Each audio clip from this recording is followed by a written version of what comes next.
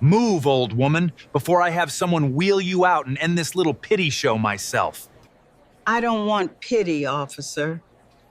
I just want to eat my breakfast in peace. Peace?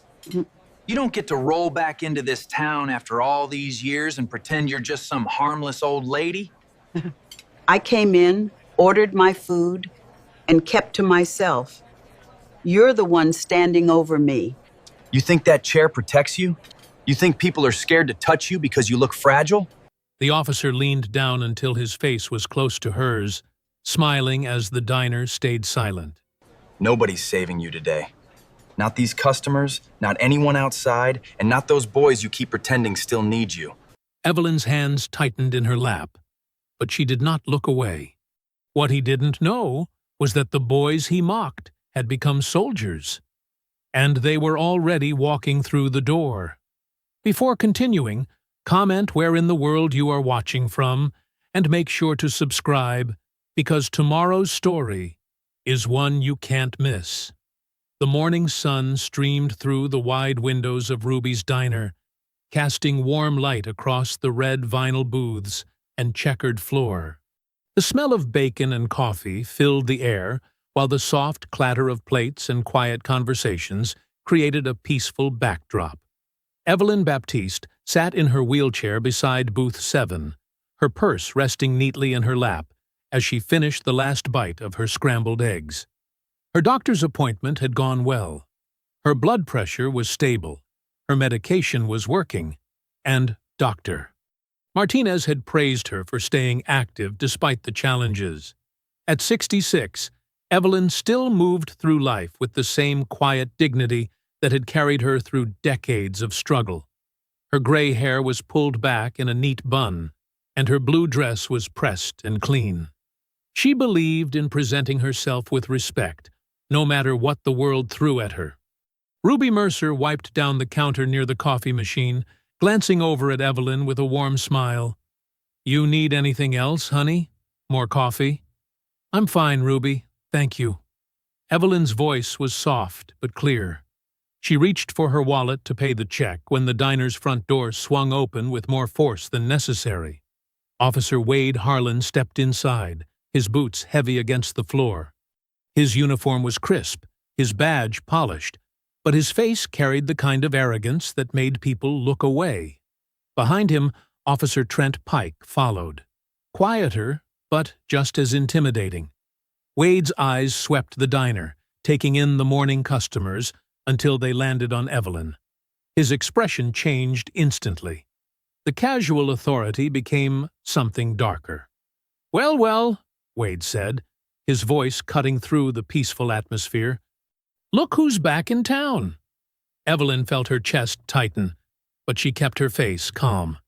She had learned long ago not to show fear to men like this. Wade walked toward her booth with deliberate steps, his eyes never leaving her face. Pike moved more quietly, positioning himself near the front counter. "You remember me, don't you?" Wade asked, sliding uninvited into the booth across from her. His large frame blocked her view of the rest of the diner. "Wade Harlan, Calvin Harlan's son." Evelyn's hands tightened around her purse, but her voice stayed steady. "I remember." The name hit her like a punch to the stomach.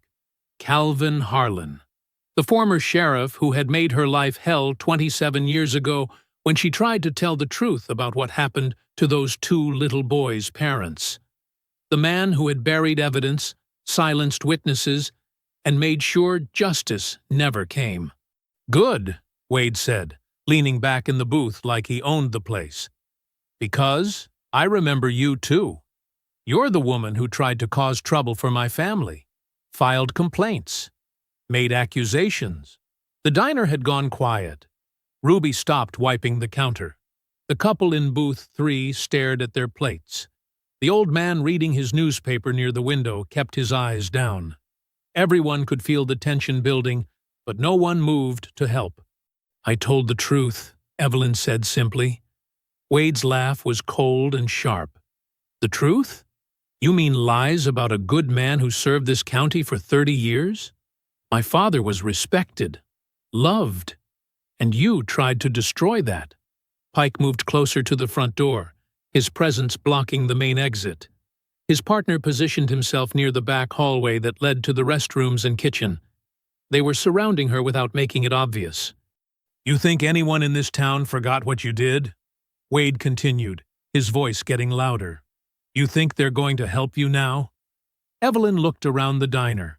Ruby's face was pale with fear. The other customers avoided eye contact. The silence felt heavy and dangerous. "Nobody's coming to save you this time," Wade said, reaching across the table. His fingers closed around her wrist like a trap.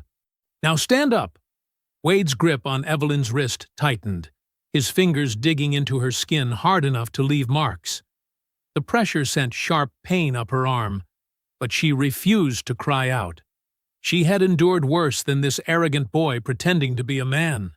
"I said stand up," Wade growled, his voice carrying across the silent diner. "You're disturbing the peace, making customers uncomfortable with your attitude." "I'm sitting quietly in a booth," Evelyn replied, her voice steady despite the pain. "The only disturbance here is you." Wade's face flushed red with anger. He yanked on her wrist, trying to force her to move. "That's resisting an officer. That's a crime." Pike stepped forward from his position near the door, his hand resting on his belt. "Everyone stay in your seats," he announced to the diner, his voice carrying the authority of a man used to being obeyed. "This is police business. Anyone who interferes will be arrested." Ruby clutched her dish rag with white knuckles, her eyes wide with terror. The couple in booth 3 hunched lower over their coffee. The old man by the window folded his newspaper with shaking hands and stared at the table. "You want to make this harder on yourself?" Wade asked, leaning closer to Evelyn's face. His breath smelled like stale coffee and cigarettes. "Because I can make your day a whole lot worse than it already is." Evelyn met his eyes without flinching. "You're making the same mistake your father made." The words hit Wade like a slap. His grip on her wrist became painful, and his other hand moved to his belt, where his handcuffs hung. "What did you just say?" "You heard me," Evelyn said quietly. Calvin thought he could scare people into silence. He thought power meant he could do whatever he wanted. Look how that turned out for him. Wade's face twisted with rage. "My father was a hero. You're just a bitter old woman in a wheelchair who can't accept that nobody cares about your lies." "The truth has a way of coming out," Evelyn said, "even when corrupt men try to bury it." Wade jerked his handcuffs free from his belt, the metal clinking against his keys. "That's it. You're under arrest for disorderly conduct and resisting an officer. Maybe a night in county lockup will teach you some respect." He reached for Evelyn's other wrist, preparing to cuff her to the wheelchair, when the front door of the diner opened. 2 men stepped inside. They were tall, broad-shouldered, and moved with the kind of disciplined control that came from years of military training. Their fatigues were clean and pressed, their boots silent against the floor despite their size. They were black men in their mid-30s, and their eyes immediately took in every detail of the scene. Malachi Baptiste scanned Wade's position, noting the officer's grip on Evelyn's wrist and the handcuffs in his other hand. His gaze moved to Pike, near the door, cataloging the man's stance and the positioning of his equipment. Solomon Baptiste pulled out his phone and began recording, his movements calm and deliberate. Officers Wade Harlan, badge number 447, and Trent Pike, badge number 523, Solomon said clearly, his voice carrying across the diner as he documented the scene. County Sheriff's Department. Time is approximately 11:15 a.m. Wade looked up from Evelyn, his confidence still intact. "This is none of your business. Move along." Malachi stepped forward, his movement controlled but purposeful. His voice was quiet, but carried the weight of absolute authority. "Release our mother." Wade's laugh was sharp and mocking. "Your mother? This old woman? Well, isn't that touching? 2 boys coming to rescue Mama. But something in Malachi's stance made Wade's confidence waver. The way he held himself, the complete lack of fear in his eyes, the military bearing that spoke of serious training. Solomon continued recording while speaking in the same calm tone. Officer Harlan, you are currently restraining a 66-year-old disabled woman without stating charges or reading rights. Officer Pike is blocking the primary exit of a public establishment during what appears to be an illegal detention. Pike shifted uncomfortably near the door, suddenly aware that their actions were being documented by someone who clearly understood police procedure. Wade's grip on Evelyn's wrist loosened slightly, but his anger flared higher. You think those uniforms scare me? This is my county, my jurisdiction, and this woman is under arrest. For what crime? Malachi asked, taking another step closer to the booth. Disorderly conduct. Resisting arrest, Wade snapped, but his voice carried less certainty now. Evelyn looked up at her sons, pride mixing with concern in her chest. 25 years ago, they had been two frightened little boys who needed her protection. Now they stood like soldiers, trained and dangerous, ready to protect her in return. Wade seemed to sense the shift in power, and his hand moved toward his service weapon. That was when Malachi stepped in with controlled precision. The moment Wade's hand moved toward his service weapon, Malachi's training kicked in with surgical precision. He stepped forward and captured Wade's wrist in a defensive hold that looked almost gentle, but locked the officer's arm against his own body. Wade's fingers never touched his gun. The movement was so smooth that several diners didn't even realize what had happened until Wade's face twisted with pain and surprise. Don't, Malachi said quietly, his voice carrying the weight of absolute control.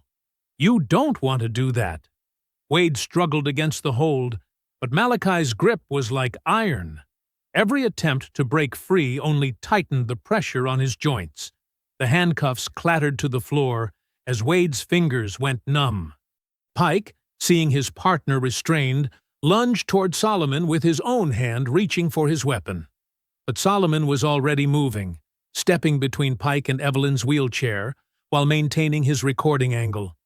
When Pike tried to grab him, Solomon redirected the officer's momentum with a smooth pivot that sent Pike stumbling sideways into the diner counter. The crash of Pike's shoulder against the coffee station made every diner gasp. Cups rattled on their saucers. The teenage busboy dropped his rag and stared wide-eyed at the controlled violence unfolding in front of him. Pike bounced off the counter and spun around, his face red with embarrassment and fury. But when he looked at Solomon, he saw a man who wasn't even breathing hard. Solomon held his phone steady, still recording, his other hand positioned to defend against any further attacks. Jesus Christ, Pike muttered, finally understanding what kind of men they were facing. Wade's breath came in short gasps as Malachi maintained the hold without effort. The officer's uniform was wrinkled, his confidence completely shattered. Around the diner, customers whispered and pointed, many pulling out their own phones to capture the scene. Both officers attempted to reach for their weapons during what they claimed was a simple arrest for disorderly conduct, Solomon said clearly for his recording. Excessive force protocols have been violated. Use of weapons was not justified by suspect behavior. Evelyn's voice cut through the tension like a blade. Boys. The single word carried decades of authority. Malachi and Solomon both looked at her immediately, their military training taking second place to the lessons she had taught them as children. Don't lose control, Evelyn said firmly. This is not who we are. Malachi released Wade's wrist and stepped back, his hands visible and non-threatening. Solomon lowered his phone slightly, but kept recording. Both men positioned themselves protectively near Evelyn's wheelchair, but made no aggressive moves. Wade stumbled backward, rubbing his wrist and staring at the twins with a mixture of fear and rage. Pike remained against the counter, no longer reaching for his weapon. Everyone in this diner needs to save their footage, Solomon announced, his voice carrying across the restaurant. What you just witnessed is evidence of police misconduct. Upload it. Share it. Don't let anyone tell you to delete it. Several customers nodded, their phones already out and recording. Wade's face was pale with humiliation, but his anger burned brighter than his fear. You think you're smart? You think those uniforms protect you? I'll have both of you arrested for assaulting police officers, battery on a law enforcement official, obstruction of justice. Malachi's voice remained calm and steady. Officer Harlan, your own actions are already documented. The recording shows you making unlawful physical contact with a disabled civilian. You reached for your weapon during what you claimed was a minor arrest. Your partner attempted to escalate to violence. Multiple witnesses, Solomon added, gesturing to the diner full of people. Multiple recordings. Multiple violations of use of force protocols. Wade looked around the diner and saw faces that were no longer afraid. The customers watched him with disgust and judgment. Even Ruby, who had been terrified moments earlier, stood behind her counter with her arms crossed and her mouth set in a hard line. For the first time in his career, Wade Harlan was the one who looked like the criminal. Evelyn studied her sons' faces, seeing the controlled anger burning behind their discipline. She knew they would protect her with their lives, but she also knew there were truths they needed to understand. Truths she had kept hidden for 25 years. Malachi, Solomon. Her voice was quiet, but carried the weight of confession. There's something you need to know about Wade's father, about why he hates our family so much. Both men looked down at her, their expressions shifting from protective fury to careful attention. Evelyn took a deep breath, glancing at Wade's twisted face before meeting her son's eyes. Calvin Harlan is the man who covered up your parents' deaths. The afternoon sun filtered through the lace curtains of Evelyn's kitchen, casting soft patterns across the worn wooden table where 3 cups of coffee sat cooling. The modest house felt smaller, with Malachi and Solomon's presence filling the space, their military bearing somehow too large for the gentle domesticity Evelyn had created over decades. Evelyn's hands rested flat on the table, her wedding ring catching the light as she gathered the courage to speak truths she had buried for 27 years. The twins sat across from her, still processing the bomb she had dropped at the diner about Calvin Harlan. Your biological parents were Marcus and Angela Wright, Evelyn began, her voice steady despite the tremor in her chest.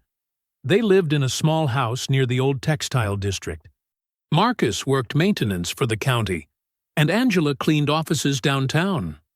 Malachi leaned forward slightly, his jaw tight. You never told us their names. I was protecting you. Evelyn's eyes met his directly.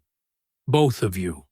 From the truth, that would have gotten you killed if the wrong people knew you were asking questions. Solomon remained silent, his analytical mind already working through implications. He watched his mother's face, reading the pain she had carried alone. 27 years ago, Evelyn continued, Marcus discovered something during his rounds at the county storage facilities. Properties that had been seized from black families were being used as fronts. Warehouses near the rail yard were storing things that didn't belong to the county. Military equipment, stolen goods, things being moved through our town like we were nobody's business. She paused, her fingers tracing the rim of her coffee cup. Angela found records in the offices she cleaned. Names, payments, officials who were supposed to be protecting people but were stealing from them instead. They went to the authorities, Malachi said flatly, already understanding how the story would end. They went to Calvin Harlan. He was sheriff then. They thought he would help. Evelyn's voice hardened. Instead, he made sure they never talked to anyone else. The kitchen fell silent except for the tick of the old clock on the wall. Solomon's hands remained perfectly still, but Malachi's fists clenched on the table. The official report said it was a car accident on Highway 9, Evelyn said. Rainy night. Dangerous curve. 2 more black folks who drove too fast and hit a tree. Her voice dripped with bitter irony. But Marcus was the most careful driver I ever knew, and there were no skid marks. How do you know all this? Solomon asked quietly. Evelyn stood slowly, her wheelchair rolling back from the table. She moved to the old hutch in the corner and retrieved her worn Bible, its leather cover dark with age and handling. She opened it carefully, revealing a hollowed-out section where pages had been cut away. Nestled inside was a small brass key. My husband, James, worked at the storage yard for 30 years, she said, returning to the table with the Bible. He knew Marcus. He knew something was wrong when they died. So he started watching, listening, taking notes. She lifted the key, holding it between her thumb and forefinger. This opens Unit 47 at Riverside Storage. James hid everything there before he passed. Names, dates, license plate numbers, shipping records, things Calvin thought were buried with Marcus and Angela. Malachi stared at the key, his voice thick with emotion. You've had this for 25 years? You've known who killed our parents? And you never told us?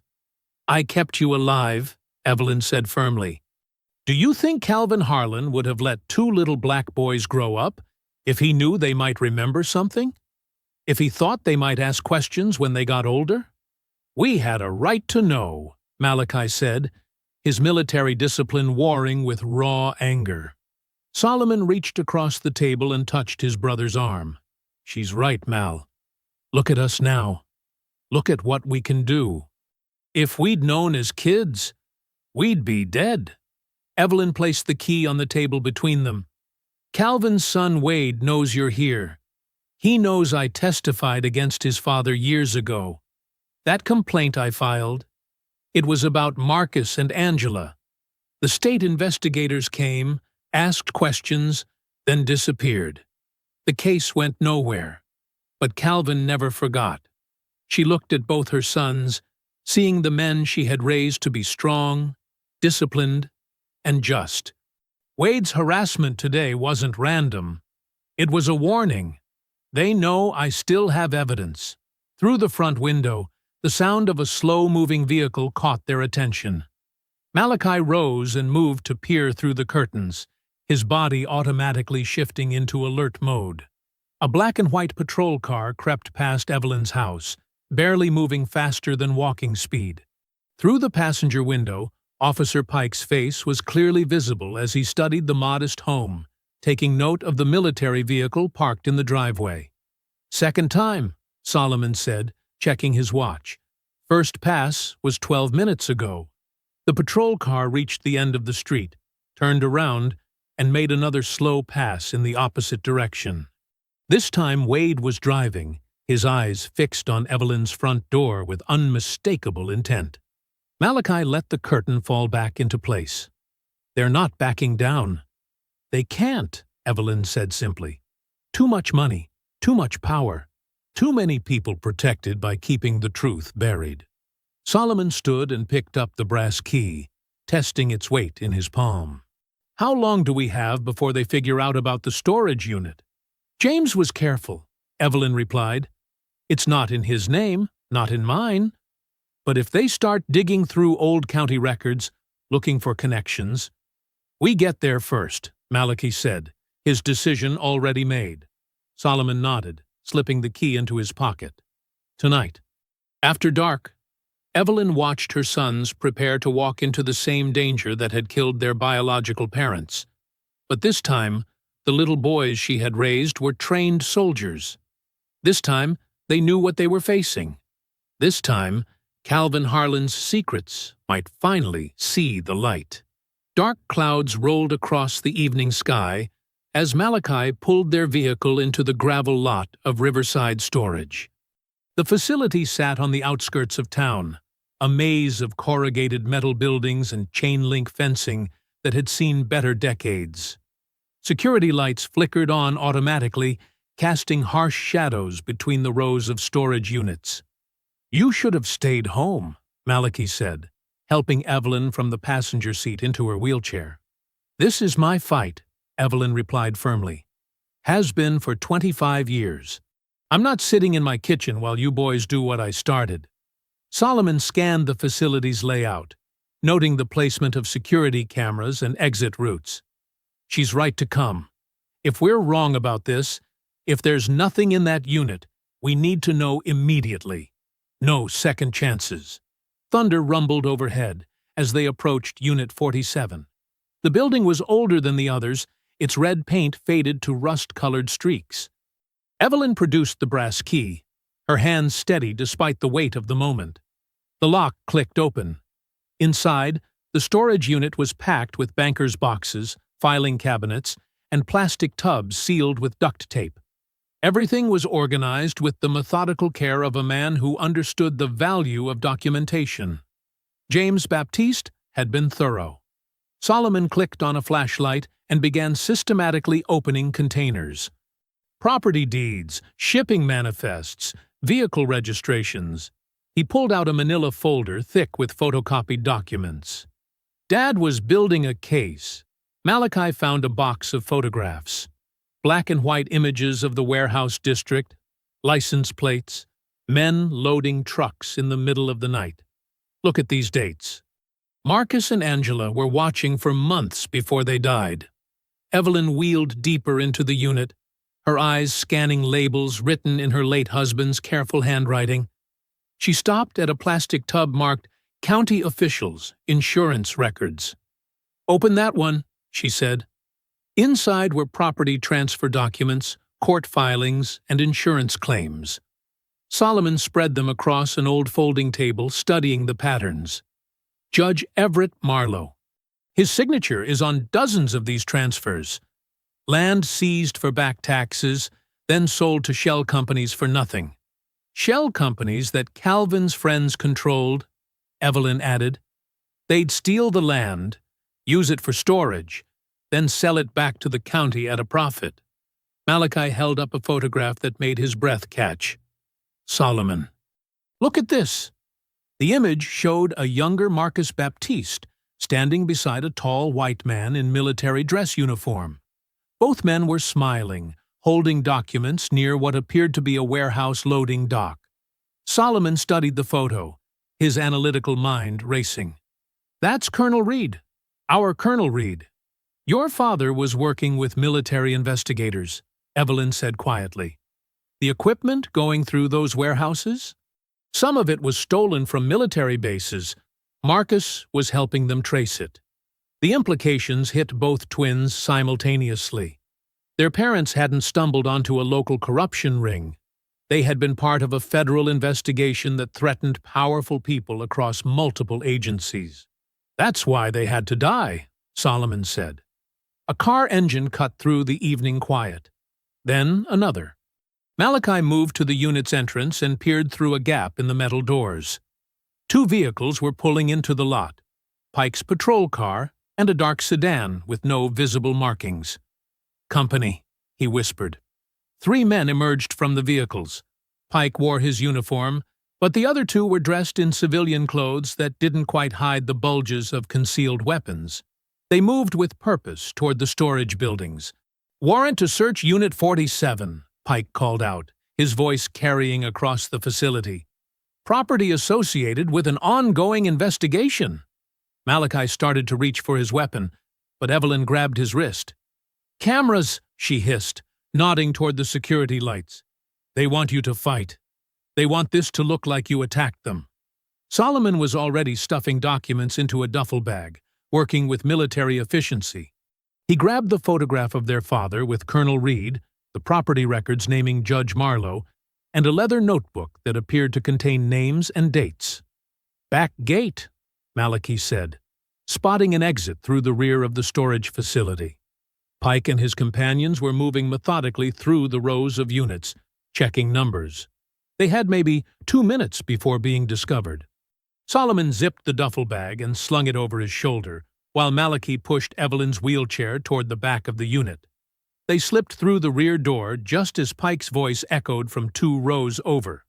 Unit 47 should be right here. The back gate was secured with a simple chain lock. Malachi snapped it with bolt cutters from a maintenance shed, and they emerged onto a dirt road that ran behind the facility. Their vehicle was parked on the opposite side, but reaching it meant crossing through Pike's line of sight. "We go on foot," Solomon decided. "Circle around through the woods and come back for the car later." As they moved into the tree line, Evelyn clutched the notebook Solomon had saved. Inside were pages of her late husband's handwriting, documenting conversations, license plates, and shipping schedules. But more importantly, it contained a list of names. Everyone who had profited from the death of Marcus and Angela Wright. Behind them, Pike's angry voice carried through the evening air as he discovered Unit 47 standing empty, except for boxes of old tax records and family photographs. 10 minutes later, Wade's phone rang as he sat in his patrol car outside Ruby's diner. "They were here," Pike reported. "Had to have been tipped off. Place was cleaned out except for junk." Wade gripped the phone tighter. "How much did they get?" "Hard to say. But Harlan, if that old woman still has what we think she has—" Wade ended the call and stared through his windshield at the diner where Evelyn Baptiste had embarrassed him in front of the entire town. The surveillance footage had been destroyed. The witnesses had been warned to keep quiet. But if Evelyn had physical evidence linking his father to those deaths 25 years ago, if she could prove Judge Marlowe's involvement in the warehouse operation, everything they had built was about to come crashing down. The morning light filtered through Evelyn's living room curtains, casting long shadows across scattered documents that covered every surface. Coffee cups sat cold on the table beside insurance forms, property deeds, and photographs. None of them had slept. Solomon looked up from his laptop, his eyes red with exhaustion. "The news is breaking now." Evelyn wheeled closer as he turned the screen toward her. The local news anchor's voice filled the room with carefully measured authority. "Officer Wade Harlan filed charges yesterday evening against 66-year-old Evelyn Baptiste, alleging she assaulted him during what police describe as a routine welfare check at Ruby's diner. The incident escalated when Baptiste's sons, identified as military personnel Malachi and Solomon Baptiste, allegedly attacked responding officers." Malachi's jaw clenched. Routine welfare check. That lying piece of... Shh. Evelyn held up her hand, listening. The reporter continued. "Security footage from the diner has been lost due to what Ruby's diner management calls a system malfunction. Without video evidence, the incident relies on witness testimony and officer statements." The screen showed Wade standing on the courthouse steps, his uniform pressed and his expression solemn. "I was trying to help an elderly woman who appeared confused and agitated. When I approached, she became violent. Her sons arrived and immediately became hostile, using what I can only describe as military-style intimidation tactics." Evelyn's hands trembled as Wade's lies filled her living room. "He makes it sound like I was some crazy old woman causing trouble." "The footage disappearing is convenient," Solomon said, his voice tight with controlled anger. "System malfunction right after the incident? Ruby's had those cameras for years without problems."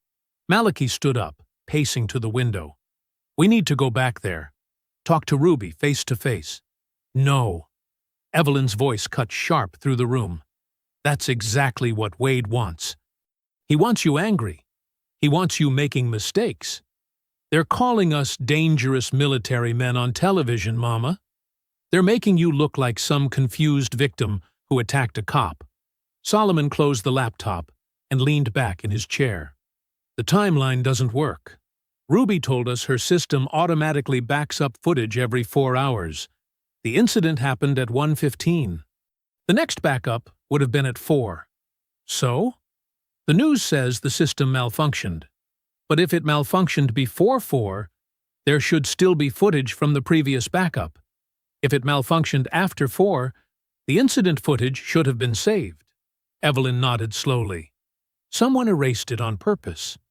Or someone inside the diner helped make it disappear, Solomon added. Ruby was scared. Really scared. But there were other people working. The cook, that teenage busboy, the waitress who served us. Malachi stopped pacing. We need a lawyer. A real lawyer, not some public defender who's friends with Judge Marlowe. Naomi Bell, Evelyn said immediately. She handled the civil rights case when they tried to close the community center. She doesn't back down from fights. Solomon was already looking up her number. I'll call her. 20 minutes later, Naomi Bell's voice filled the room through the speakerphone. She was direct, no nonsense. I've seen the news reports. They're painting you as the aggressors, which is a classic move. But without that video footage, it becomes your word against a police officer's. What do we need? Evelyn asked. Evidence. Real evidence. Witness testimony from people who aren't family. Documentation of Wade's pattern of harassment. Something that proves this wasn't random. We have documents showing Wade's father covered up murders, Malachi said. That's historical context, but it won't prove what happened in that diner. I need proof of the immediate incident. The missing footage is suspicious, but suspicion doesn't win cases. After they hung up, Solomon stared at his phone. Someone at that diner knows what really happened, and someone there had access to those cameras. Across town, Wade was making his own calls. He walked into Ruby's diner like he owned the place, his uniform pressed and his badge catching the afternoon light. The lunch crowd went quiet as he approached the counter. Ruby, he said, loud enough for everyone to hear. Need to talk to your staff. Make sure everyone understands what they saw yesterday. Ruby's hands shook as she wiped down the same spot on the counter for the 3rd time. They already told you everything, Officer Harlan. Did they? Wade's smile was cold. Because I'm hearing rumors that maybe some people are thinking about changing their stories, talking to lawyers. That kind of thing. The teenage busboy, Marcus, kept his head down while loading dishes into the plastic tub. But his ears were sharp, listening to every word. Now, I'd hate for anyone to lose their job over confusion about what they saw. Wade continued. Ruby's diner depends on community support, police protection, health department clearances. Lot of ways a business can run into trouble if the wrong people start causing problems. Ruby nodded quickly. Everyone knows what they saw, officer. No confusion. Wade's phone buzzed. He glanced at it, then back at Ruby's staff. Good, because tomorrow, reporters might come asking questions. And I trust everyone here will tell the truth about that crazy old woman who attacked me and her dangerous sons who threatened officers. He left a $20 bill on the counter, even though he hadn't ordered anything. The message was clear. This was his town, his rules. But in the kitchen, Marcus pulled out his phone with shaking fingers. He found Solomon's number, which he'd gotten from his older sister who worked at the community center. His thumbs moved quickly across the screen. I copied the diner video. The late afternoon sun cast long shadows behind Ruby's diner, where the smell of grease and old food mixed with the August heat. Solomon walked carefully between 2 dumpsters, checking over his shoulder before stepping into the narrow alley. His phone had buzzed 20 minutes ago with a simple message. Meet me behind the diner. Come alone. Elias. He didn't know who Elias was, but the message had felt urgent, desperate. A thin teenager stepped out from behind the larger dumpster, his hands shaking as he clutched something small. The boy couldn't have been more than 17, with nervous eyes and the kind of careful posture that came from staying invisible around dangerous people. You're Solomon? The kid whispered. Yeah, you're Elias? The boy nodded quickly. Elias Turner. I bus tables inside. I saw what happened yesterday. I saw everything. Solomon moved closer, keeping his voice low. The footage is gone. They're saying the cameras malfunctioned. That's a lie. Elias pulled a flash drive from his pocket, holding it like it might explode. I copied it before Wade made Ruby delete everything. I knew they'd try to cover it up. Solomon stared at the drive. Why? You don't know us. Elias's voice cracked slightly. Your mom, Evelyn. 3 years ago, my grandmother couldn't afford her heart medication. The pharmacy wouldn't give her credit. She was gonna die. He wiped his nose with his sleeve. Evelyn heard about it at church. She paid for a whole month of pills. Didn't want credit. Didn't want thanks. Just did it, because it was right. The boy pressed the drive into Solomon's palm. I couldn't watch them frame her. Not after what she did for my family. Solomon closed his fist around the drive. This could get you in serious trouble. I'm already in trouble just for being here. Before Solomon could respond, car doors slammed in the parking lot. Heavy footsteps moved toward the alley. Solomon grabbed Elias's shoulder and pulled him behind the dumpster. Officer Pike appeared at the mouth of the alley, flanked by 2 other officers Solomon didn't recognize. Pike's hand rested on his weapon as he scanned the narrow space between the buildings. "Turner!" Pike's voice echoed off the brick walls. "We know you're back here. Come out now, and this stays simple." Elias trembled beside Solomon, who kept one hand on the flash drive and the other ready to move. The kid had risked everything to get this evidence. There was no way Solomon was letting Pike take it. "Just the kid," Pike called out. "Nobody else needs to get hurt." Solomon stepped out from behind the dumpster, placing himself between Pike and Elias.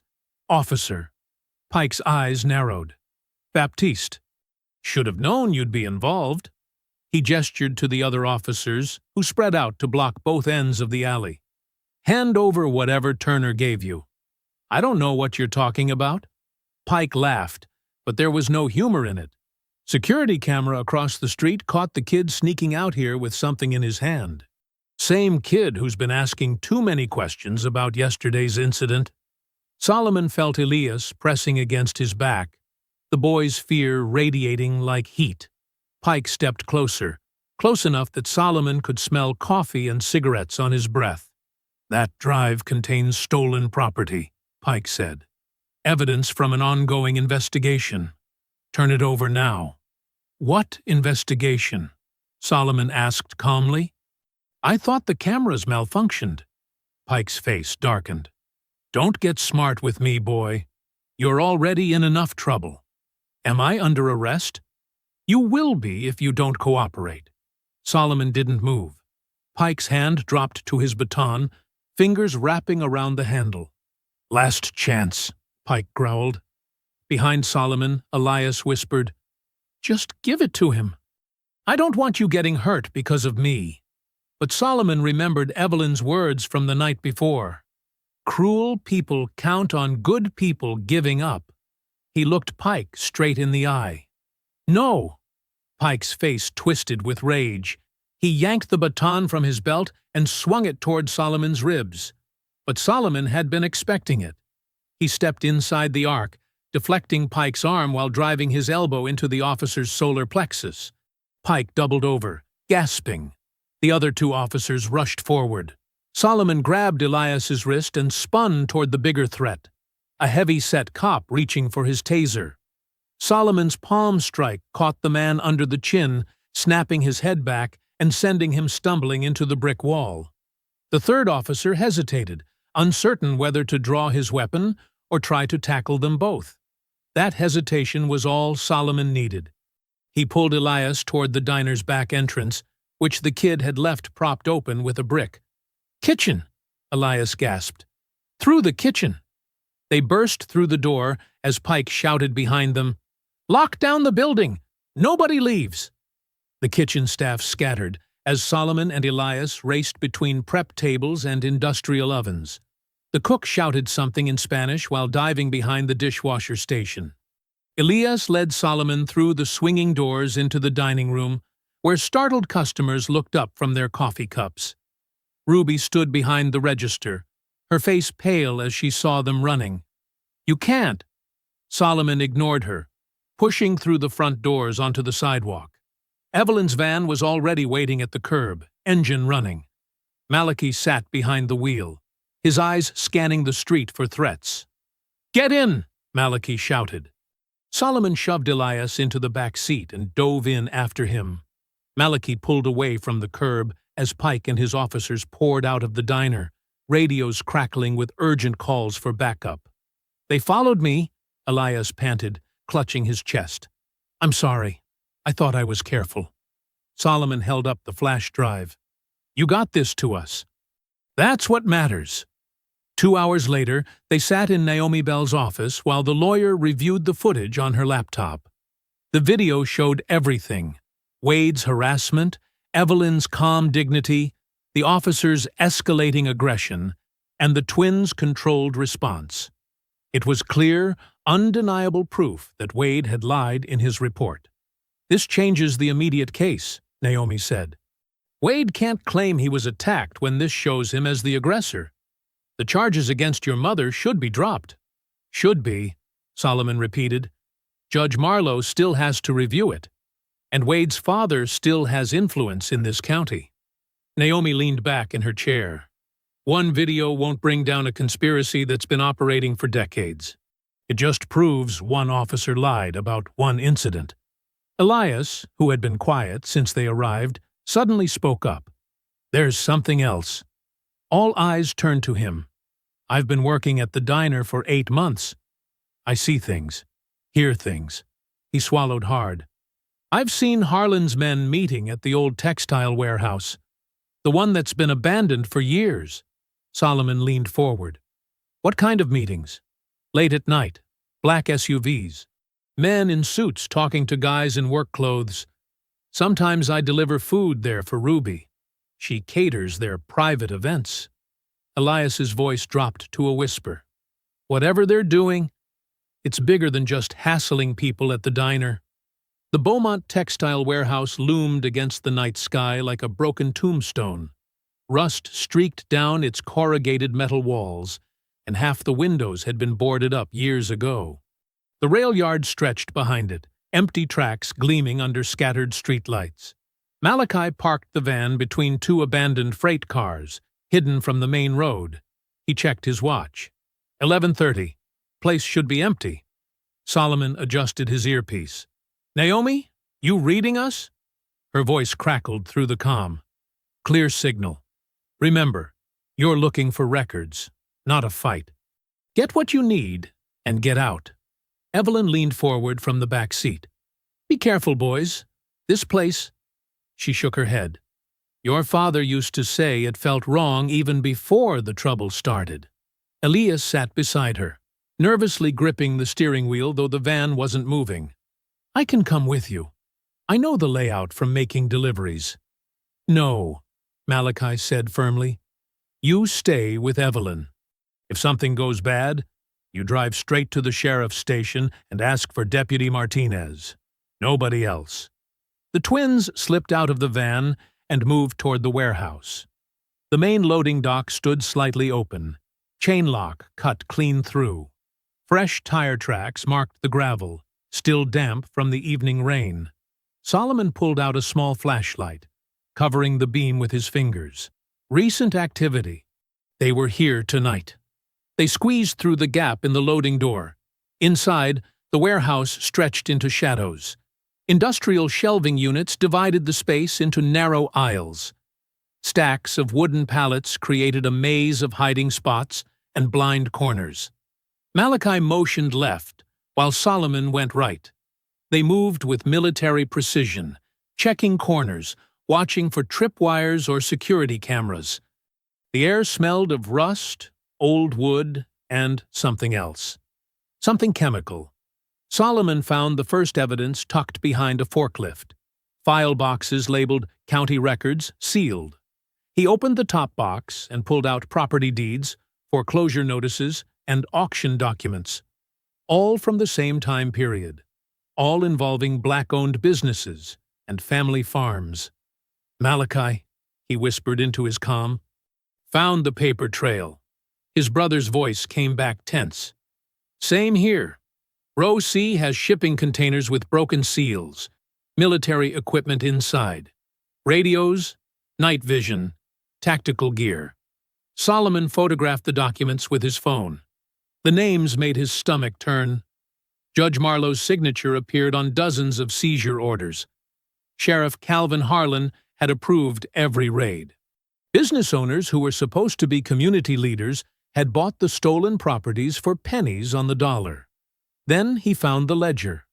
It was tucked inside a manila envelope marked "Insurance Claims Do Not File."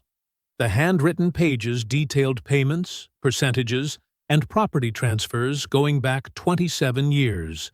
Deputies received cash bonuses for prompt seizures. Judges got vacation homes purchased with laundered warehouse profits. The whole system had been feeding off stolen black wealth for decades. His hands shook as he photographed each page. This wasn't just corruption. This was organized theft, disguised as law enforcement. "Solomon," Malachi's voice carried across the warehouse, strained with emotion. "You need to see this." Solomon found his brother standing over an open evidence box marked "Unsolved, 1997. Inside were personal effects, case files, and photographs from their parents' deaths. But at the bottom, wrapped in plastic, was a letter written in their mother's handwriting. "To my unborn sons, if anything happens to us." Solomon's flashlight beam trembled as they read together. Their mother had discovered the warehouse operation while working as a county clerk. She'd documented everything, hidden copies of records, and prepared to testify. But she was 8 months pregnant when she and their father were killed. The letter ended with a terrible truth. "They know about the babies. Calvin Harlan said pregnant troublemakers raise troublemaker children.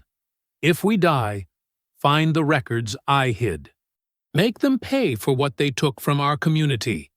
Make them pay for taking us from you." The twins stared at each other in the darkness. They hadn't just lost their parents to corruption. They had been marked for death before they were even born. Then the warehouse lights blazed on. Footsteps echoed from multiple directions. Men in tactical gear emerged from behind the shipping containers, assault rifles trained on the brothers. More figures appeared on the catwalks overhead, cutting off every escape route. Wade Harlan's voice drifted down from the highest platform, smug with victory. "Well, well, look what wandered into their parents' grave." The first security man rushed Malachi from behind a forklift. Heavy boots, tactical vest, telescoping baton already drawn. Malachi spun low, driving his elbow into the man's kidney before pivoting to face the second attacker coming from his left. The warehouse erupted into chaos. "Take them alive!" Wade shouted from the catwalk. "We need to know what they already told their federal friends." Malachi ducked under a wild swing and grabbed the second man's wrist.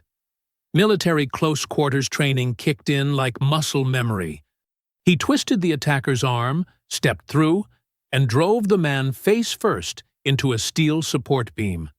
The baton clattered across the concrete floor, but 3 more men emerged from behind the shipping containers. Solomon clutched the ledger against his chest and sprinted toward the narrow corridor between stacked pallets. Overhead, lights cast sharp shadows between the towering boxes, creating a maze of hiding spots and death traps. "Split them up," he called to Malachi. "Don't let them surround us." Pike appeared at the far end of Solomon's corridor, blocking the exit with his own baton raised. "Nowhere to run now, military boy." Solomon grabbed a loose chain hanging from an overhead pulley system. He swung it hard, forcing Pike to dodge backward into a gap between 2 pallet stacks. The narrow space meant Pike couldn't use his baton effectively. But Solomon couldn't escape either. Malachi faced worse odds in the open warehouse floor. 4 men circled him now, coordinating their attacks. One swung high while another went low. Malachi blocked the first strike, but took a brutal hit to his ribs from the second man's baton. Pain exploded through his chest. He stumbled backward, fighting for breath.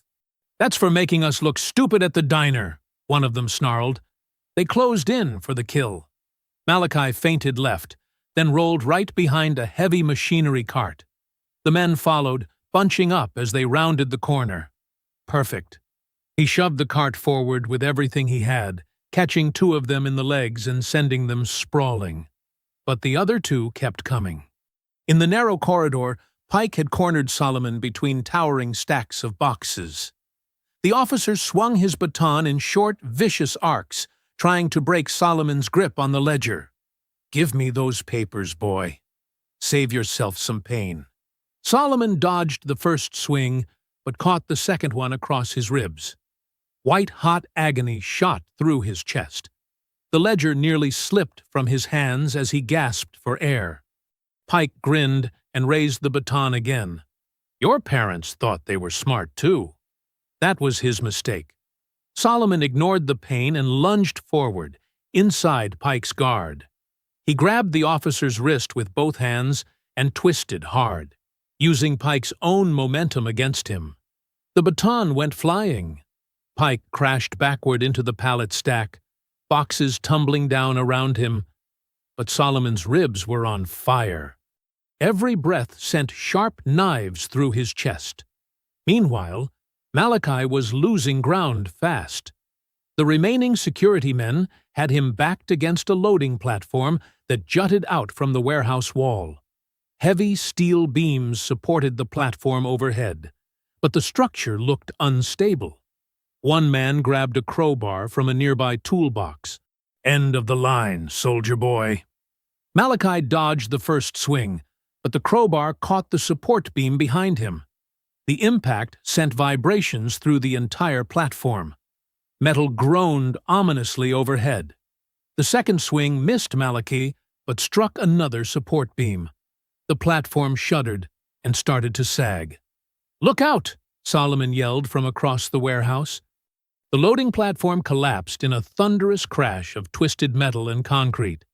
Malachi dove forward, but one of the steel beams caught his leg, pinning him under the wreckage.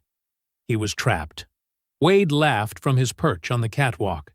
"Game over, boys. Should have minded your own business."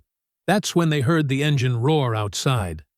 Evelyn's van smashed through the side gate of the warehouse complex, headlights blazing through the darkness. She drove straight toward the loading dock, horn blaring, drawing attention away from her trapped sons.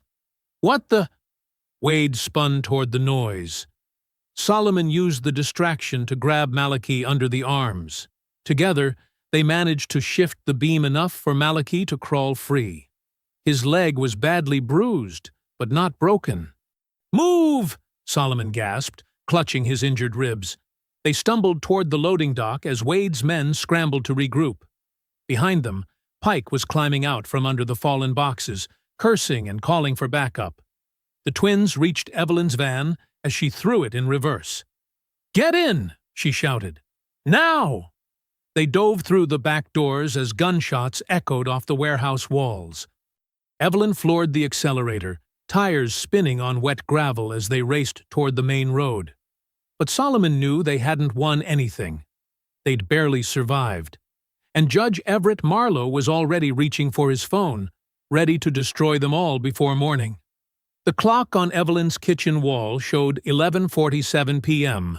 when the evidence packets were finally ready. 4 manila folders sat on the dining room table, each one containing copies of the warehouse ledger, photographs of the stolen military equipment, and witness statements from the diner incident. Naomi Bell picked up the first folder and checked its contents one more time. Federal copies go out first thing in the morning. State police get theirs by noon.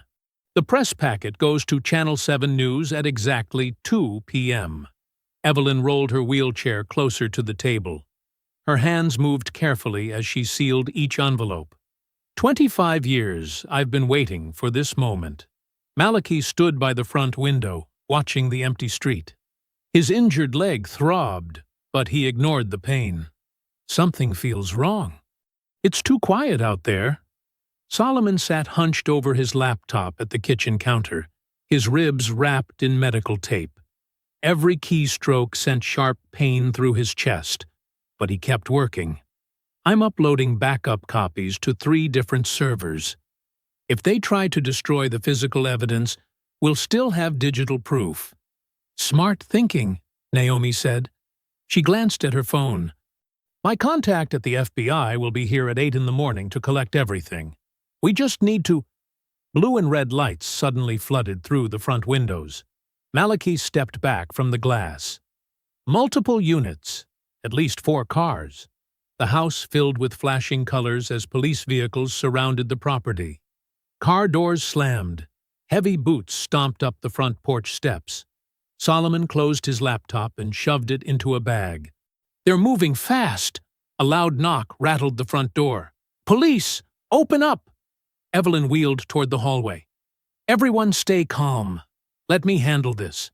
But Malachi was already moving to the door. No, they're not getting to you again. Malachi, step back, Evelyn said firmly.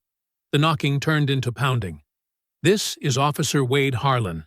I have a signed court order. Open this door now, or we're coming in. Naomi grabbed her briefcase. Court order? It's almost midnight. What judge would sign anything at this hour? Solomon looked up from packing his equipment. Judge Marlowe. He's covering his tracks. Malachi positioned himself in front of the door. They'll have to go through me first. No, they won't. Evelyn's voice cut through the chaos like a blade. Son, move away from that door right now. Ma, I'm not letting them. You're not letting them destroy your military career over this. Evelyn rolled her wheelchair between Malachi and the door. I didn't raise you to throw your life away for pride. Stand down. The pounding got louder. 10 seconds, then we break it down. Malachi's fists clenched at his sides. This is wrong. Of course it's wrong. But we fight smart, not stupid. Evelyn reached for the door handle. Remember what I taught you, boys. Cruel people don't get to decide who we become. She opened the door. Wade Harlan stood on the porch with 3 other officers behind him. His uniform was crisp, his badge polished, his smile cruel. He held a folded paper in his hand like a weapon. Evelyn Baptiste, you're under arrest for obstruction of justice, assault on a police officer, and conspiracy. His eyes moved to the twins. Stand back, boys. This is official business. Naomi stepped forward. Let me see that warrant. Wade handed her the paper without taking his eyes off Evelyn. Signed by Judge Everett Marlowe 1 hour ago. Everything's legal and proper. Naomi scanned the document quickly. Her face went pale. This is garbage. No judge signs arrests at midnight unless... Unless what, counselor? Unless your clients are dangerous criminals planning to flee the county? Wade pushed past Malachi into the house. Search everything. She's hiding evidence. The other officers spread through the house like locusts. They pulled books off shelves, dumped drawers onto the floor, and tore through closets. One officer swept family photographs off the mantelpiece, sending frames crashing to the floor. Hey! Solomon started forward, but Naomi grabbed his arm. Don't give them an excuse, she whispered. Wade walked straight to Evelyn's wheelchair and leaned down close to her face. Where's the rest of it? I know you've got more than what we found in that warehouse. I don't know what you're talking about. Evelyn's voice stayed steady, but her hands trembled slightly on the wheelchair armrests. Wade grabbed her medication bag from the side table and turned it upside down. Pill bottles scattered across the hardwood floor, rolling under furniture and into corners. Oops, he said. Clumsy me. Malachi took a step forward. You coward! Malachi! Evelyn's voice cracked like a whip. Not one more step. Solomon pulled out his phone and started recording. This is illegal search and seizure. You don't have probable cause to— I've got a signed warrant, genius. Wade kicked one of the pill bottles across the room. That's all the cause I need. The search continued for 30 brutal minutes. They found nothing useful because Solomon had already hidden the real evidence, but they destroyed everything they touched. Wedding photos lay torn on the floor. Kitchen drawers hung open with their contents spilled everywhere. Even Evelyn's wheelchair cushion was slashed open and the stuffing pulled out. Finally, Wade walked back to where Evelyn sat, surrounded by the wreckage of her home. "Time to go, Grandma. You've got a cell waiting." "She needs her medication," Solomon said. Wade looked down at the scattered pills. "Should have thought of that before you decided to play detective." Two officers moved to either side of Evelyn's wheelchair. She didn't resist as they pushed her toward the door, but her eyes found Malachi's face. "Stay strong," she said quietly. "This isn't over." "Ma!" "Take care of each other." "That's an order." They wheeled her out into the flashing lights. Malachi and Solomon tried to follow, but Wade blocked their path. "Where are you taking her?" Naomi demanded. "County lockup. She'll get a hearing when the judge has time." Wade's smile was pure poison. "Might be a few days. Might be longer." The police cars pulled away one by one, taking Evelyn into the darkness. Malachi stood in the doorway of the destroyed house, his hands shaking with rage. "We have to do something," he said. "We will." Solomon was already on his phone. "But not tonight. Tonight we plan." The county jail sat like a concrete tomb on the edge of downtown. Its windows were narrow slits that let in no light. Its walls were gray stone that absorbed hope and gave back nothing. Malachi and Solomon arrived 20 minutes after the police convoy. The parking lot was empty, except for a few patrol cars and a maintenance van. Visiting hours ended at 9, the desk sergeant told them. He was a heavy man with tired eyes who looked like he'd rather be anywhere else. "Come back tomorrow." "We need to see Evelyn Baptiste," Solomon said. "She was just brought in." "No visitors until after arraignment." "Judge's orders." Malachi leaned across the counter. "She's diabetic. She needs her medication. Medical will handle that." The sergeant didn't look up from his paperwork. "What medication? Your officer scattered her pills all over the floor." Solomon's voice rose. "She could go into shock without proper treatment." "Not my problem." The sergeant finally looked at them. "You boys need to leave before I have you arrested for disturbing the peace." Naomi arrived as they were walking back to their car. Her briefcase was packed with legal documents, but her face showed defeat. "Marlowe froze everything," she said. "He's claiming our evidence was tampered with. Says the chain of custody was broken when you two took the ledger from the warehouse without proper authorization." "That's insane," Solomon said. "We documented everything." "Doesn't matter. He's got a friendly prosecutor who's filing motions to suppress.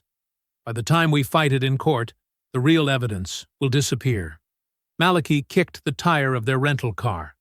"So they just win? They destroy our mother's house, throw her in jail, and walk away clean? Not if I can help it." Naomi's eyes were hard as steel. "But we need time to build a new case. And we need Evelyn to survive whatever they're planning."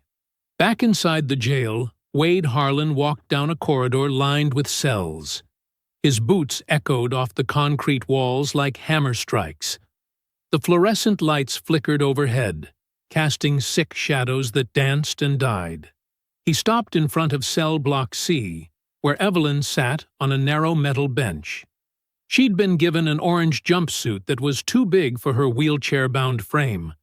Her silver hair was still neat, her back still straight, but her hands shook slightly from missed medication. Wade pulled up a metal chair and sat down outside the bars.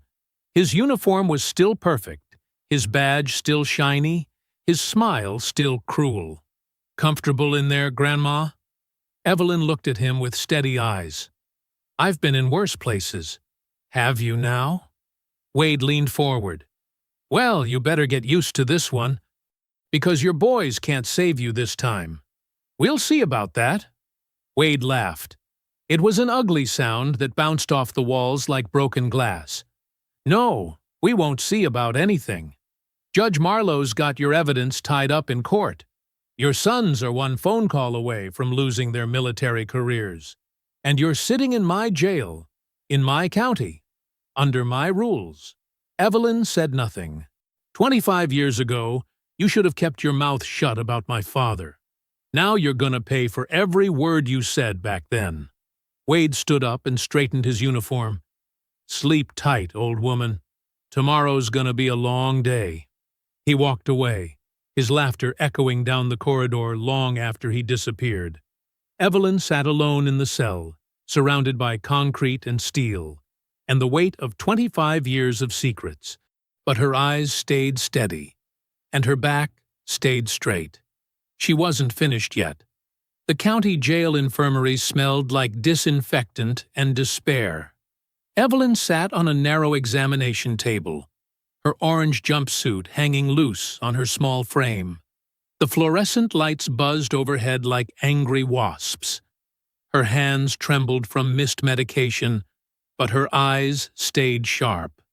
A bored nurse checked her blood pressure without making eye contact. "Sugar's low," she muttered. "Doctor'll be in later." "When is later?" Evelyn's voice was steady despite her weakness. "When he gets here." The nurse packed up her equipment and left without another word. Evelyn closed her eyes and let her mind drift back 23 years. She'd been sitting in Pastor Miriam Cole's kitchen, drinking sweet tea and watching the twins play in the backyard. They were 12 then, all knees and elbows and endless energy. "What if something happens to me?" she'd asked Pastor Cole that day. "Nothing's gonna happen to you, Evelyn Baptiste." But what if? What if Calvin Harlan decides to finish what he started? Evelyn had pulled a manila envelope from her purse. "I recorded everything I know about the night their parents died. Names, dates, places. Everything." Pastor Cole had taken the envelope with careful hands. "You want me to keep this?" "Until the boys are old enough to handle the truth. Or until someone comes for me." Evelyn had smiled, but her eyes were serious. "Whichever happens first." Now, sitting in the jail infirmary with her body failing and her sons locked out, Evelyn knew that day had finally come. Across town, Naomi Bell pushed through the heavy wooden doors of Mount Zion Baptist Church. The morning sun streamed through stained glass windows, painting rainbows across empty pews. Pastor Miriam Cole was arranging flowers at the altar, her gray hair pinned back with quiet dignity. "Pastor Cole? I'm Naomi Bell, Evelyn Baptiste's attorney." The older woman turned, her face tight with worry. "How is she?" "Not good. They're denying her medication." Naomi stepped closer. "I need to ask you something. Did Evelyn ever give you anything to hold? Documents or 23 years ago?" Pastor Cole set down her flowers. "She said someone might come asking one day." 10 minutes later, Pastor Cole led Naomi to a small office behind the sanctuary. She unlocked a filing cabinet and pulled out a sealed manila envelope with Evelyn's careful handwriting across the front.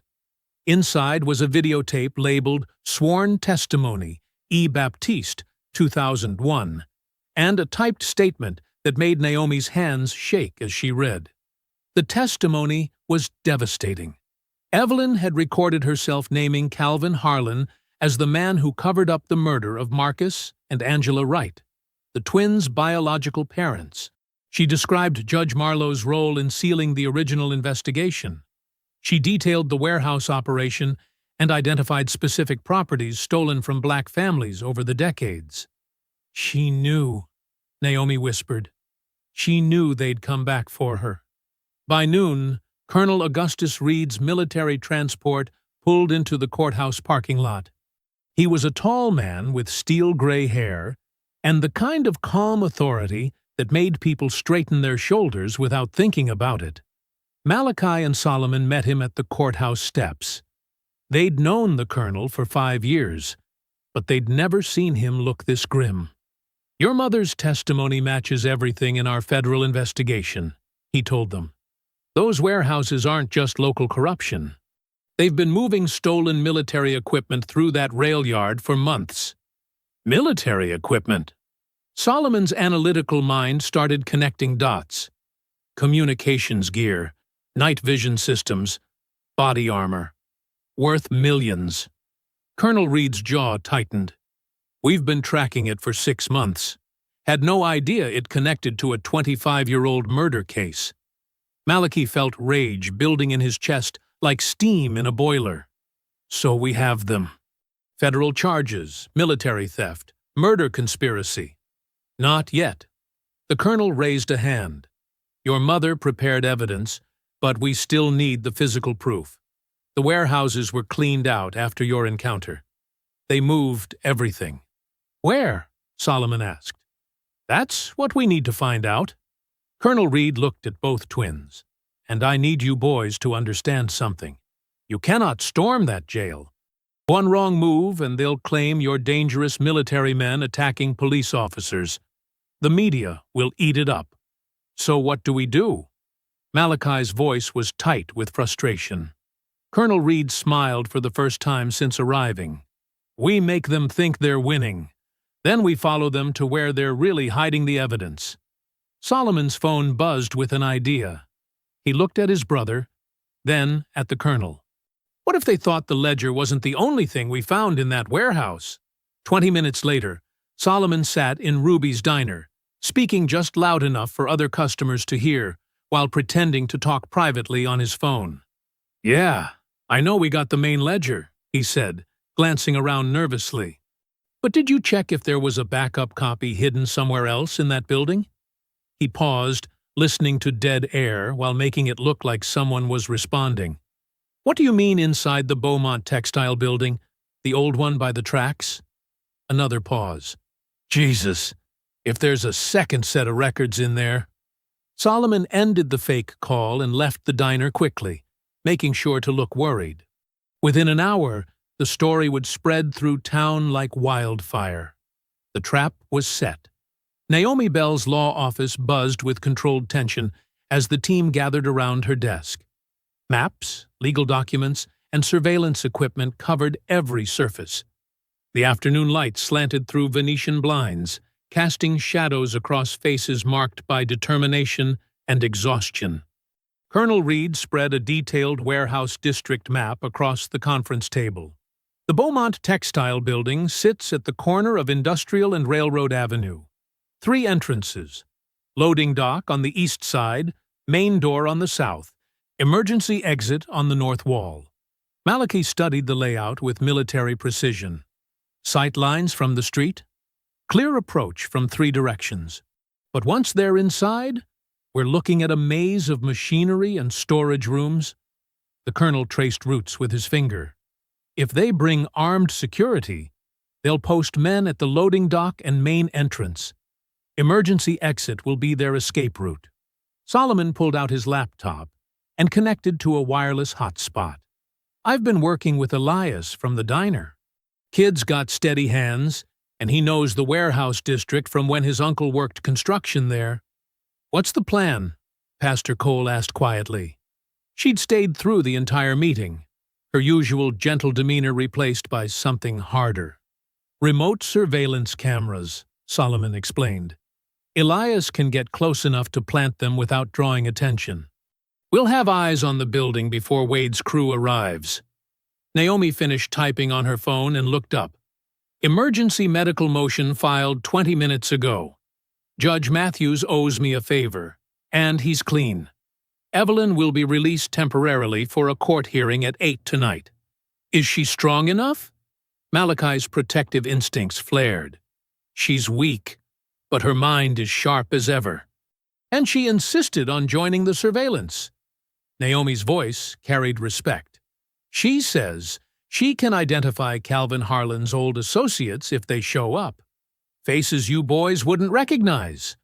Colonel Reed nodded approvingly. "Federal agents will maintain distance until we confirm what they're moving. State police will provide backup, but we need solid evidence of military equipment before we can act.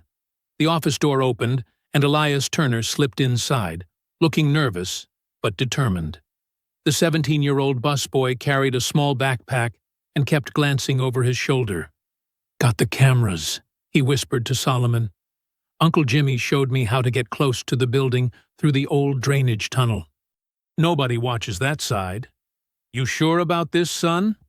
Colonel Reed's voice carried the authority of someone who'd sent young soldiers into danger before. "Miss Evelyn helped my grandmother when nobody else would. I'm sure." Malachi studied the teenager's face and saw something familiar. The same quiet courage Evelyn had taught him and Solomon years ago. Stay low, stay quiet, and get out fast. Don't try to be a hero. As the sun began to set, the team's carefully orchestrated plan moved into motion.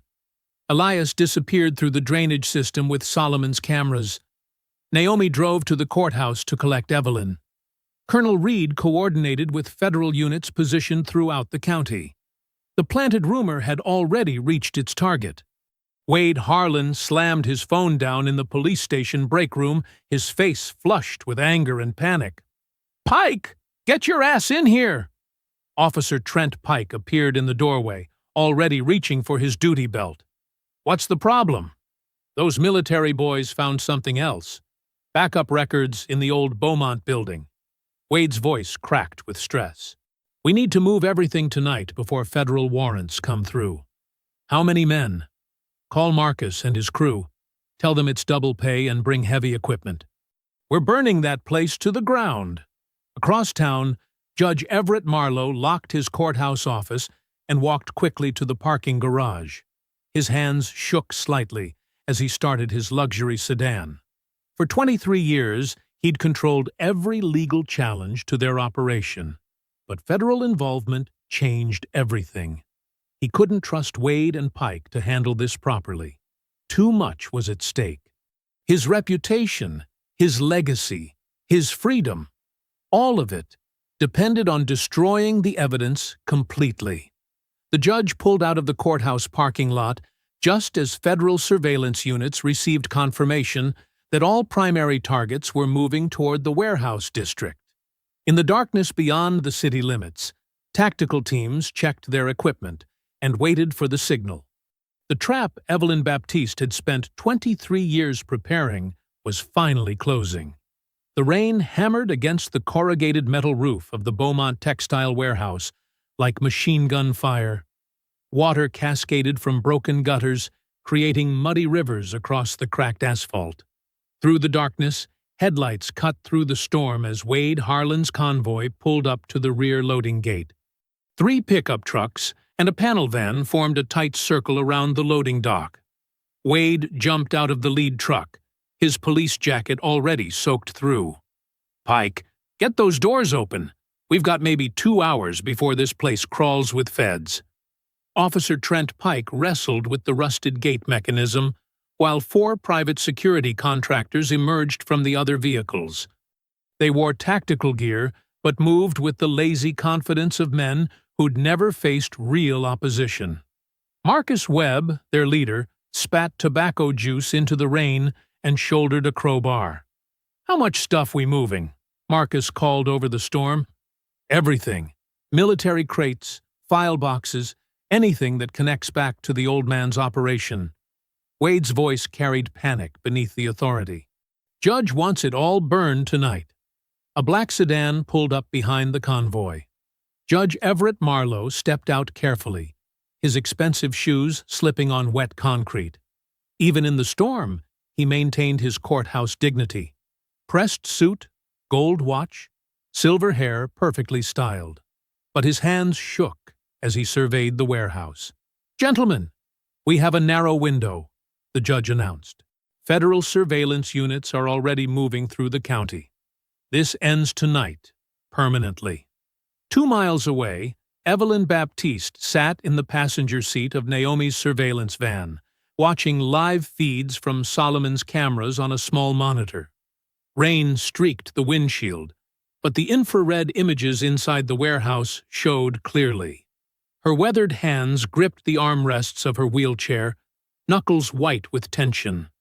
"There," she whispered, pointing at the screen. "The tall one with the gray beard.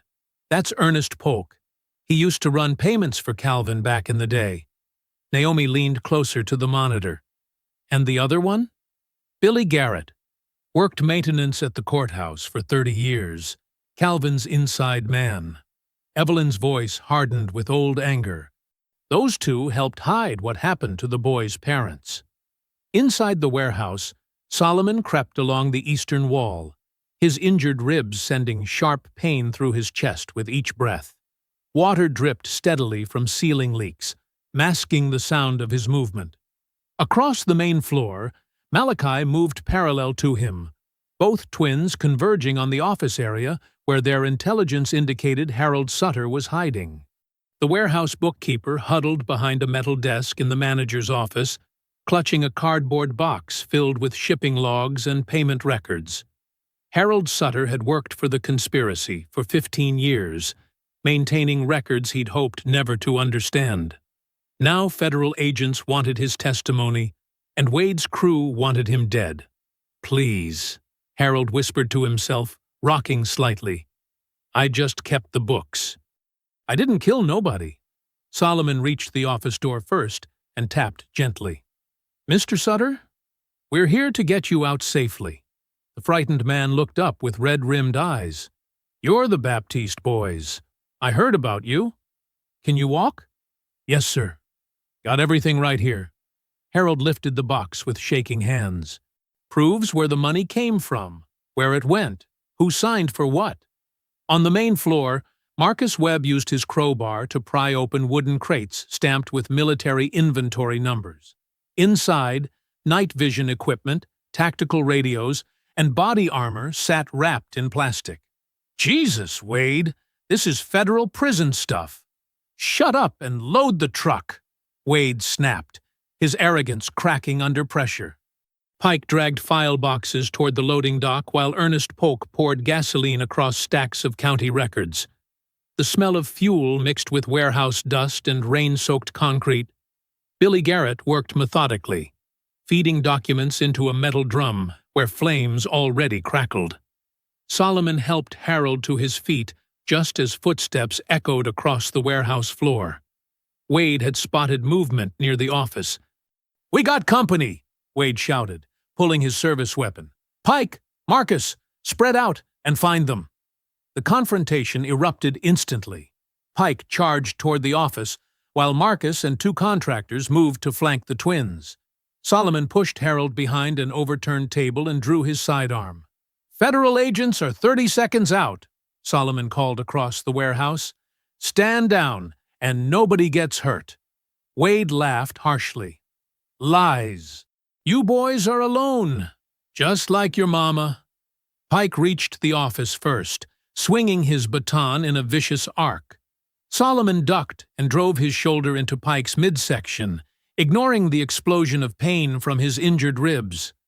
Both men crashed into the metal desk, scattering Harold's carefully organized papers. Pike rolled and came up swinging again. "Thought you military boys were supposed to be tough." Solomon blocked the baton with his forearm and landed a solid punch to Pike's jaw. The officer stumbled backward, blood streaming from his split lip. They circled each other on the slick concrete floor, rain from broken skylights making every step treacherous. Meanwhile, Malachi engaged 3 security contractors near the loading dock. Marcus Webb swung his crowbar like a club, while the other 2 tried to surround him. Malachi moved with practiced efficiency, using wooden pallets and machinery to break up their coordinated attack. "Take him down!" Marcus roared. One contractor rushed forward with a tire iron. Malachi sidestepped and used the man's momentum to send him crashing into a support beam. The second contractor hesitated just long enough for Malachi to close distance and disarm him with 2 precise strikes. Back in the office area, Solomon and Pike continued their brutal fight. Pike swung his baton overhead, trying to crush Solomon's skull. Solomon caught the officer's wrist and twisted hard, forcing Pike to drop the weapon. Then Solomon drove his elbow into Pike's solar plexus, doubling him over. "Stay down," Solomon ordered, breathing heavily. Pike gasped and reached for his radio.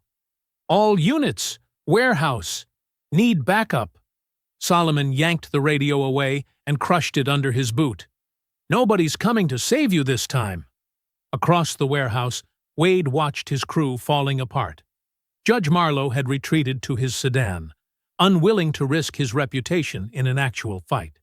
The federal units would arrive any moment, and his only hope was eliminating the witnesses. Wade's eyes fixed on the surveillance van parked beyond the fence line. If the Baptiste brothers were here, that meant their precious mama was watching everything. Wade holstered his weapon and sprinted toward the rear exit, his police jacket streaming water. He crashed through the gate and ran across the muddy parking area, rage replacing panic in his voice. "Time to finish what my daddy started," Wade snarled, pulling his service pistol as he approached the van, where Evelyn sat calmly watching the warehouse feeds. Wade's boots splashed through muddy puddles as he yanked open the surveillance van's door. Rain poured off his police jacket, and his service weapon gleamed under the van's interior lights. Evelyn sat calmly in her wheelchair, watching the warehouse feeds on multiple screens. "Well, well," Wade sneered, climbing into the van. "The old cripple thinks she's running some kind of operation." Evelyn's hands remained steady on her wheelchair's armrests. She did not flinch when Wade pointed his gun at her chest. Her voice was quiet, but clear. "You look scared, Officer Harlan." "Shut your mouth!" Wade's face twisted with fury. "Your boys think they're so smart, but they can't save you from here." He grabbed the van's radio microphone and keyed the transmission. "Malachi! Solomon! I got your precious mama right here. Drop your weapons and walk out of that warehouse with your hands up, or I blow her head off." Evelyn watched Wade's trembling hands and saw the desperation behind his rage. Without breaking eye contact, she pressed a small button on the communication panel. The van's external speakers crackled to life, broadcasting everything Wade said across multiple channels. "You're transmitting to federal agents, local news crews, and state police," Evelyn said calmly. "Every word you just spoke is being recorded." Wade's eyes widened as he realized what she had done. "You think you're clever? Nobody cares about some old black woman in a wheelchair. They care about corrupt police officers threatening disabled witnesses on live audio," Evelyn replied. "Your daddy taught you to be cruel, but he never taught you to be smart." Through the van's speakers, federal voices crackled with urgent coordination. "All units, we have an officer threatening a civilian witness. Move to intercept immediately." Wade pressed the gun barrel against Evelyn's temple. "Turn it off! Turn off the transmission!" "I will not," Evelyn said firmly. 25 years ago, your father silenced people like me. Today, the whole world is listening." Wade's radio squawked with frantic messages from Pike. "Wade, they got us surrounded. The whole operation is blown. Judge Marlowe is trying to run." "Pike, you coward!" Wade screamed into his radio. "Hold your position." Through the rain-streaked windshield, Evelyn saw a familiar silhouette moving across the parking area. Malachi approached the van with deadly precision, but he did not charge blindly. He positioned himself behind Wade's line of sight, waiting for the right moment. Wade was too focused on the radio to notice. "Pike! Marcus! Somebody answer me!" Solomon's voice came through Pike's abandoned radio, calm and professional. "Officer Pike has agreed to cooperate with federal investigators. The warehouse is secure." Wade spun toward the radio, his weapon turning away from Evelyn for just 1 second. That was all Malachi needed. Malachi's hand shot through the open van door, grabbing Wade's wrist and twisting hard. Wade's scream echoed across the parking lot as his gun flew into the mud. Malachi dragged him out of the van and slammed him face first against the vehicle's side panel. "You're under arrest," Malachi said, his voice cold with controlled fury. Solomon appeared with Pike's radio and federal zip tie restraints. Pike's talking. He's giving up everything about the warehouse operation, the stolen equipment, and Judge Marlowe's financial network. Through the communication system, federal voices coordinated the final arrests. Target is attempting to flee through the rail yard. Colonel Reed, do you have visual? Colonel Reed's voice came back steady and authoritative. Judge Marlowe is in custody near the train tracks. He was attempting to destroy additional files when we intercepted him. Evelyn activated the van's external camera as federal agents led Judge Marlowe away in handcuffs. News crews captured everything. The respected county judge stumbling through mud and rain, his expensive suit ruined, his reputation destroyed. The recovered files prove former Sheriff Calvin Harlan covered up the deaths of James and Marie Baptiste, Solomon reported through the radio system. Evelyn Baptiste's testimony and the warehouse records provide complete evidence of the conspiracy. Wade struggled against his restraints as cameras focused on him. This is bullshit. My family built this county. We protected these people. From what? Evelyn asked from her wheelchair, her voice carrying clearly through the external speakers. From justice? From the truth about what you did to innocent families? Federal agents surrounded Wade as he was formally arrested. Camera lights cut through the rain as news crews documented every moment. Wade Harlan, the arrogant officer who had terrorized Evelyn in Ruby's diner just days earlier, now stood handcuffed and exposed before the entire community. Evelyn watched silently from her wheelchair, her hands folded in her lap, as Wade was loaded into a federal transport vehicle. She did not smile or celebrate. She simply observed as the man who had tried to silence her was finally held accountable for his crimes. The same courthouse where Wade Harlan had once swaggered through marble hallways now buzzed with federal agents, news crews, and packed galleries. Evelyn Baptiste rolled her wheelchair through the main entrance, flanked by Malachi and Solomon in their dress uniforms.